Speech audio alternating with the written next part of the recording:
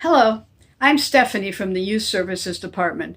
On behalf of the Highland Park Public Library, we'd like to welcome you to Library in Your Living Room. Today we are pleased to present That's E-tertainment, Trickster Tales Edition. The story I'm telling you today is called Anansi and the Moss-Covered Rock by Eric Kimmel. Once upon a time, Anansi the spider went walking through the forest when something caught his eye. It was a strange moss-covered rock. "How interesting," said Anansi. "Isn't that a strange moss-covered rock?" Kapong! Everything went black. Down fell Anansi senseless. An hour later, Anansi woke up. His head was swimming, and he wondered what had happened. "I was walking through the forest when something caught my eye. I looked and said, 'Isn't that a strange moss-covered rock?' Kapong! Down fell Anansi again. But this time, when Anansi woke up an hour later, he knew what had happened. "Aha," said Anansi, "this is a magic rock. And whenever anyone comes along and says the magic words, 'Isn't this a down they go." "This is a good thing to know," said Anansi, "and I know just how to use it." So Anansi went walking through the forest. After a while, he came to Lion's house. Lion was sitting on his front porch.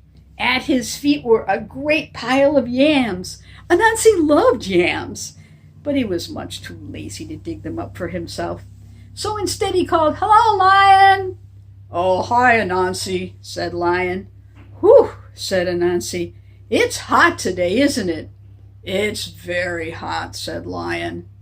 "I'm going for a walk in the cool forest," said Anansi. "Would you like to come along?" "Why, yes, Anansi," said Lion. "I don't mind if I do." So Lion and Anansi went walking through the cool forest. After a while, Anansi led Lion to a certain place. "Look, Lion," said Anansi, "do you see what I see?" "Why, yes," said Lion. "Isn't this a strange moss-covered rock?" Kapong! Down fell Lion. Anansi ran back to Lion's house and made off with all his yams. An hour later, Lion woke up. His head was spinning, and Anansi was nowhere in sight. And when Lion got home, he found that all his yams were gone. Lion was very sad. But Anansi was very happy. He couldn't wait to play his trick again. So Anansi went walking through the forest. After a while, he came to Elephant's house. Elephant was sitting on his front porch, and at his feet was a great pile of bananas. Anansi loved bananas, but he was much too lazy to climb and get them himself. So instead he called, "Hello, Elephant!" "Oh, hi, Anansi," said Elephant. "It is so hot today, isn't it?" said Anansi. "Why, yes," said Elephant. "It's very hot." "I'm going for a walk in the cool forest," said Anansi. "Would you like to come along?"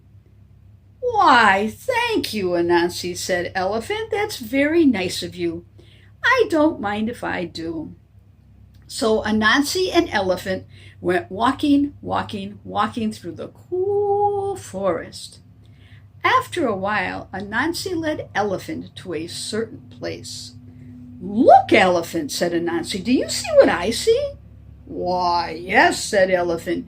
"Isn't that a strange moss-covered rock?" Kapong! Down fell Elephant. Anansi ran back to Elephant's house and made off with all his bananas. An hour later, Elephant woke up. His head was spinning, and Anansi was nowhere in sight. And when Elephant got home, he found that all his bananas were gone. Elephant was very sad. But Anansi was very happy. He couldn't wait to play his trick again. He played it on rhinoceros and hippopotamus. He played it on giraffe and zebra. He played it on almost every animal in the forest. But all this time, looking from behind the leaves, was Little Bush Deer. Little Bush Deer was small and shy and very hard to see. She watched Anansi play his wicked trick again and again on all the other animals, and Little Bush Deer decided it was time for Anansi to learn a lesson. So Little Bush Deer went deep in the forest where the coconut trees grow. She climbed up a coconut tree and she threw down a great many coconuts. Then she picked them all up and put them in her basket and carried them all the way back to her house. She put them on the front porch and she sat down and waited. Sure enough, it wasn't long before Anansi came walking through the forest. His eyes lit up when he saw those coconuts. He loved to drink coconut milk and eat the sweet meat inside, but he was much too lazy to pick them for himself. So instead he called, "Hello, Little Bush Deer." "Oh, Anansi," said Little Bush Deer. "Oh," said Anansi, "it is so hot today, isn't it?" "Why, yes," said Little Bush Deer, "it is hot." "I'm going for a walk in the cool forest," said Anansi. "Would you like to come along?" Now, Little Bush Deer knew all about Anansi's trick. But she said anyway, "Why, thank you, Anansi. I don't mind if I do." So Anansi and Little Bush Deer went walking through the cool forest. After a while, Anansi led Little Bush Deer to a certain place. "Look, Little Bush Deer," said Anansi, "do you see what I see?" "No, I don't see anything," said Little Bush Deer.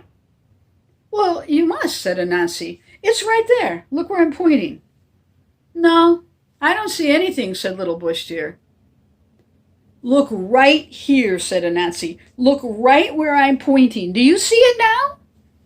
"Nuh-uh," said Little Bush Deer. "You see it," said Anansi. "You just don't want to say it." "Say what?" said Little Bush Deer. "You know," said Anansi. "Is that what you want me to say?" said Little Bush Deer. "Yes," said Anansi. "Okay," said Little Bush Deer, "if it'll make you happy." "You know."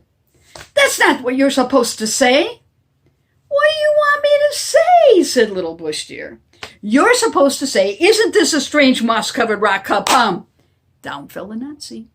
Little Bush Deer ran and got all the animals, and they went to Anansi's house and took back all the good food he'd taken from them. An hour later, Anansi woke up. His head was spinning, and he knew what had happened. Sure enough, when he got back to his house, Anansi found that all the food he'd taken from the other animals was gone. But if you think Anansi has learned his lesson, you are mistaken, because he is still playing tricks to this very day. Thanks for joining us. Please check hplibrary.org for upcoming virtual programs where we bring library programs to you. And remember, when you're home, want a story or two, that's okay, 'cause I have some for you, a click away. It's so easy, and how? That's E-tertainment. So remember now, don't have a cow, use E-tertainment. Goodbye. I'll look for you next time.